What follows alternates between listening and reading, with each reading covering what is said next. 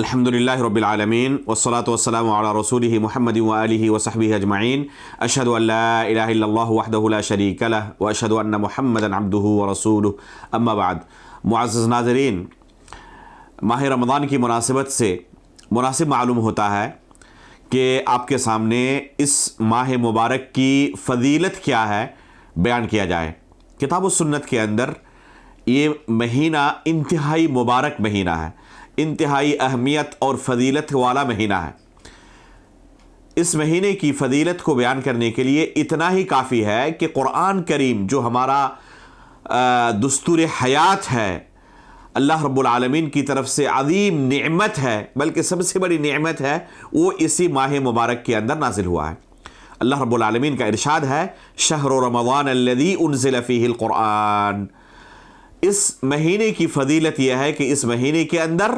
اللہ رب العالمین نے روزہ کو فرض قرار دیا ہے، جو کہ اسلام کا ایک اہم رکن ہے۔ اس مہینے کی فضیلت بیان کرتے ہوئے اللہ کے رسول صلی اللہ علیہ وسلم فرماتے ہیں من صام رمضان ایمانا واحتسابا غفر له ما تقدم من ذنبه، کہ اگر کوئی بندہ ایمان اور نیکی کی امید کے ساتھ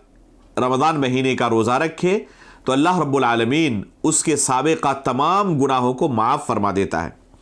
اللہ کے رسول صلی اللہ علیہ وسلم اس مہینے کی فضیلت بیان کرتے ہوئے ایک حدیث میں فرماتے ہیں اذا كان اول ليلة من رمضان صفدت الشياطين مردت الجن وغلقت ابواب النار فلم يفتح منها باب وفتحت ابواب الجنان فلم يغلق منها باب ونادى مناد یا باغی الخیر اقبل و یا باغی الشر اقصر وللہ عتقاء من النار۔ اللہ کے رسول صلی اللہ علیہ وسلم فرماتے ہیں کہ ماہ رمضان کی پہلی رات جو سرکش جن ہوتے ہیں، ان سرکش جنوں کو باندھ دیا جاتا ہے، جکڑ دیا جاتا ہے، جہنم کے دروازے بند کر دیے جاتے ہیں، کوئی بھی دروازہ کھلا نہیں چھوڑا جاتا، اور جنت کے دروازے کھول دیے جاتے ہیں، ان میں سے کوئی بھی دروازہ بند نہیں کیا جاتا، اور ایک منادی،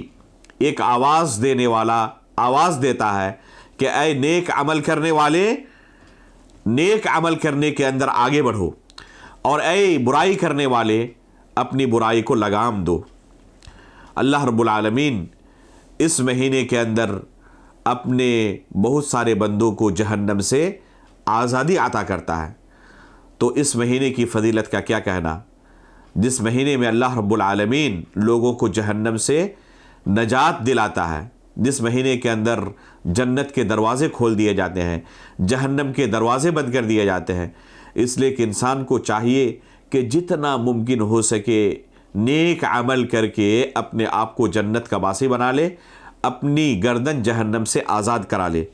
اللہ کے رسول صلی اللہ علیہ وسلم ایک حدیث میں فرماتے ہیں، اس ماہ مبارک کی فضیلت اس حدیث سے آپ کو پتہ چلے گی۔ اللہ کے رسول صلی اللہ علیہ وسلم فرماتے ہیں الصلوات الخمس والجمعۃ الی الجمعہ ورمضان الی رمضان مکفرات ما بینہن اذا اجتنبت الکبائر۔ کہتے ہیں اللہ کے رسول صلی اللہ علیہ وسلم کہ 5 وقتہ نمازیں جو ہے، اسی طرح ایک جمعہ سے لے کر دوسرے جمعہ تک، اور ایک رمضان سے لے کر دوسرے رمضان تک، یہ تمام کے تمام جو نیک اعمال ہیں، یہ تمام گناہوں کو ختم کر دینے والے ہیں، ڈیلیٹ کر دینے والے ہیں۔ بس ایک شرط ہے، اگر بندہ کبیرہ گناہوں سے اجتناب کرے، کبیرہ گناہوں سے اپنے آپ کو بچا لے، تو یہ اس ماہ کی فضیلت ہے۔